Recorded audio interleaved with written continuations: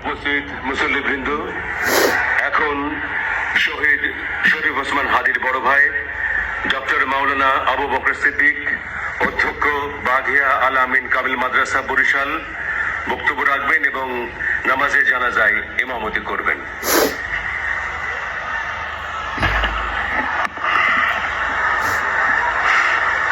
السلام عليكم ورحمة الله وبركاته. نحمده ونصلي على رسوله الكريم، أما بعد فأعوذ بالله من الشيطان الرجيم. بسم الله الرحمن الرحيم. كل نفس ذائقة الموت. صدق الله العظيم.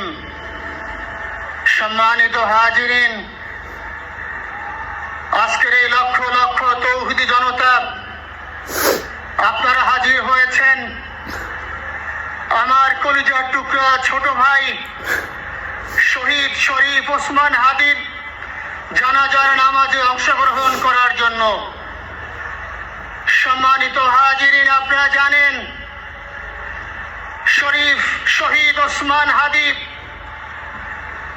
তিনি স্বাধীনতার সার্বভৌমত্ব রক্ষার জন্য এই বাংলাদেশের 18-20 কোটি মানুষের কাছে একটি মেসেজ দিয়েছিলেন কিভাবে একটি স্বাধীনতার সার্বভৌমত্ব রক্ষা করতে হয়। আজকের বড় পরিতাপের বিষয়, আমার বলার মতো কোনো অবস্থা নেই। আপনারা জানেন যে শরীফ ওসমান হাদির একটি বাচ্চা মাত্র 8 মাস বয়স। ওর বাচ্চা যখন জন্ম হয়েছে আমাকে বলেছেন, ভাই আমার বাচ্চার জন্য একটি নাম নির্বাচন করেন, যেই নামের মধ্যে বিপ্লবী চেতনা থাকবে। আমার সন্তানের জন্য একটি নাম নির্বাচন করেন, যেই নামটা সাহসিকতার পরিচয় বহন করবে।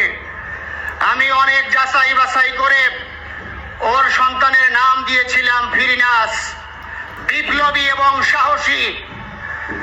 সম্মানিত ভাইয়েরা, আজকের ওর সন্তানের চেহারার দিকে তাকানো যায় না। আজকের আমার মা প্রায় পাগল হয়ে যাচ্ছে, জ্ঞান হারিয়ে ফেলছে।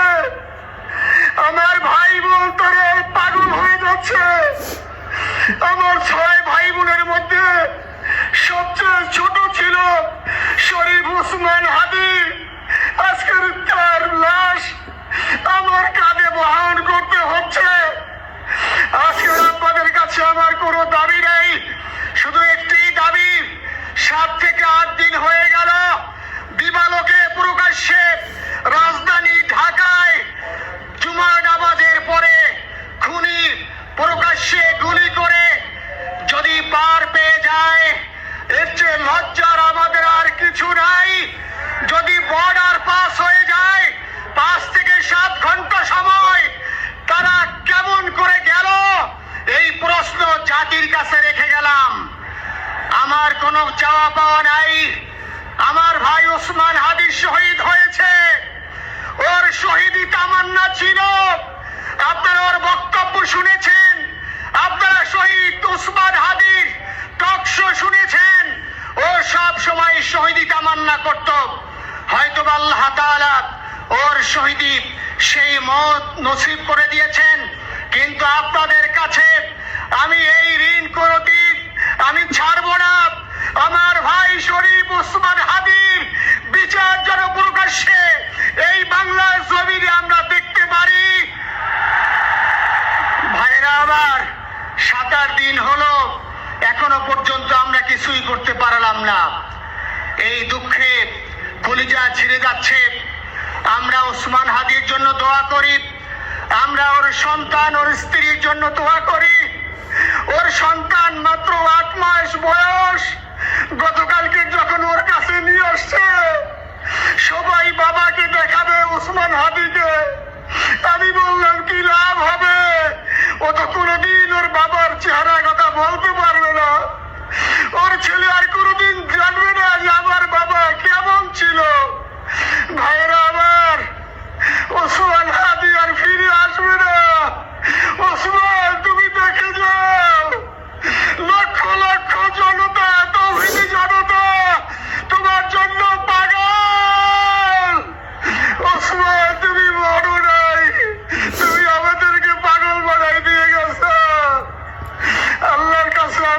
সবাই দোয়া করি আল্লাহ যেন আমার ভাই শহীদ শরীফ ওসমান হাদিকে জান্নাতুল ফিরদাউসের মেহমান হিসাবে কবুল করেন।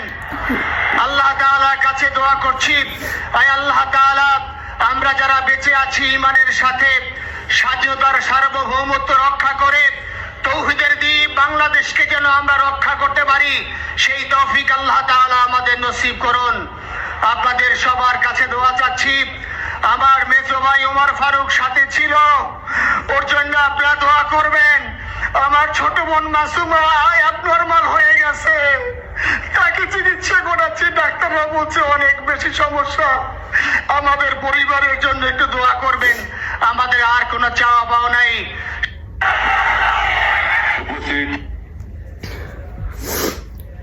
কথাগুলো না কলিজায় লাগে, কি জন্য লাগলো তাও জানি না। দোয়া করি আল্লাহ যেন বাইরে জান্নাতবাসী করে।